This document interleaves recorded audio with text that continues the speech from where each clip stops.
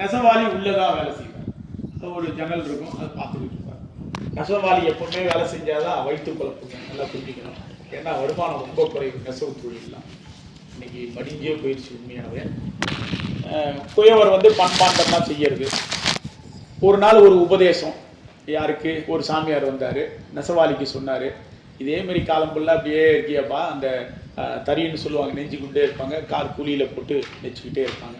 இப்படியே இருக்கிய சாமி கும்பிட்டு ஏதாவது ஒரு திருவூரில் தேடணும் இல்லை அப்படின்னு நெசவாளி, எங்கே சாமி நேரம் இருக்குது, எனக்கு நேரமே கிடையாது, ஓய்வு இல்லாமல் உழைச்சாதான் எங்களுக்கு சோறு கிடைக்கும், இல்லைன்னா கிடைக்காது. அப்படியா, சரி.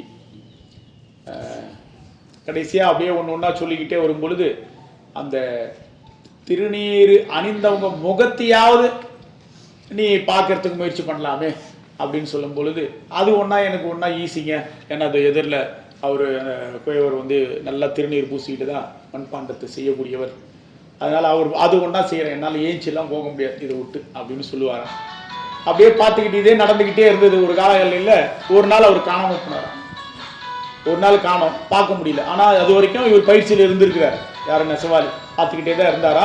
ஒரு நாள் இல்லை, இப்போ 2வது நாளே இல்லாமல் போனால் விடு நம்ம அப்படின்னு சொல்லிட்டு இவர் பாட்டு ஒரு வேலையை பார்த்துருப்பார். இது ஒரு பல காலமாக நடந்த போது ஒரு நாள் இல்லாத பொழுது என்ன நடக்கும்னா, அது பார்த்தே ஆகணும்னு தோணுங்க. இதாங்க அதோடைய நிலை. அதுதான் பயிற்சின்னு சொல்கிறதுங்க. பயிற்சிங்கிறது என்ன அப்படின்னா, நீங்கள் தினந்தோறும் ஏதாவது ஒரு கோயிலுக்கு வரோம் அப்படின்னா ஒரு நாள் போலன்னா மனசு கஷ்டம்.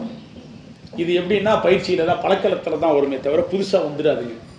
அதுபோல் அவருக்கு மன பதட்டம் வந்துருச்சான். உடனே ஐயோ இன்னைக்கு பார்க்க முடியாமல் போயிடுச்சு அப்படின்னு அன்னைக்கு அந்த தறியை விட்டு வீட்டுக்குள்ளேருந்து வெளியே எங்கே போனார் அவர் அப்படின்னு கேட்கும் பொழுது, மண் எடுக்க போயிருக்கார் அப்படின்னு சொன்னாங்க. உடனே அங்கே ஓடணும். அப்படி ஓடும் பொழுது அந்த இடத்துல ஒரு பெரிய குழியில் மண் தோண்டி எடுத்துக்கிட்டு இருக்கும்போது உள்ள ஒரு பெரிய பானை கிடச்சிருச்சு. பானைக்குள்ளே என்னதுங்க, பொண்ணு தங்க காசு.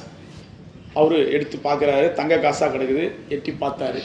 எட்டி பார்த்தா யாரும் இல்லை. உடனே மடித்து எல்லாத்தையும் எடுத்துக்கிட்டு நம்ம வீட்டுக்கு மறைச்சி எடுத்துருப்பான் அப்படின்னு நினைக்கும் பொழுது, குழி விட்டு மேலே வரலை. இவர் நின்றுட்டார். நின்றுட்டு இப்படி திரும்பி பார்க்குறாரா, பார்த்துட்டேன் அப்படின்னு சொன்னாராம். அவர் பார்த்தது என்ன அப்படின்னா, நம்ம இவர்கிட்ட நம்ம யார் சொல்ல, தாமோதரன் ஐயா சொல்லுவார். தாமோதரன் ஐயா அடிக்கடிக்கு சொல்லுவாருங்க இதை. பார்த்துட்டாராம். உடனே பார்த்துட்டேன்னு சொன்னேன். அவருக்கே என்ன ஐயோ நம்ம அடித்த அந்த பானையில் இருந்த பொன்காசை இவரும் பார்த்துட்டாரு அப்படின்னு சொல்லிட்டு, ஐயோ இரியா கத்தாதையா, இதில் பாதி உனக்கு அப்படின்ட்டாராம்.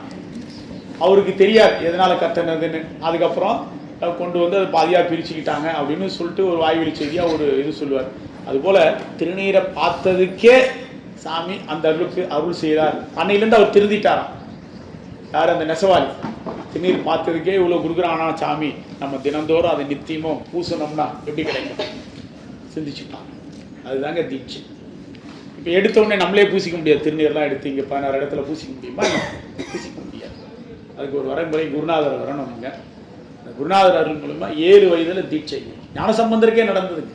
பூநூல் சடங்குன்னு சொல்லுவாங்க. 7 வயசுல ஞானசம்பந்தர், அவருக்கு தேவையில்லை அதெல்லாம். அவர் உலகப்பற்று உடைய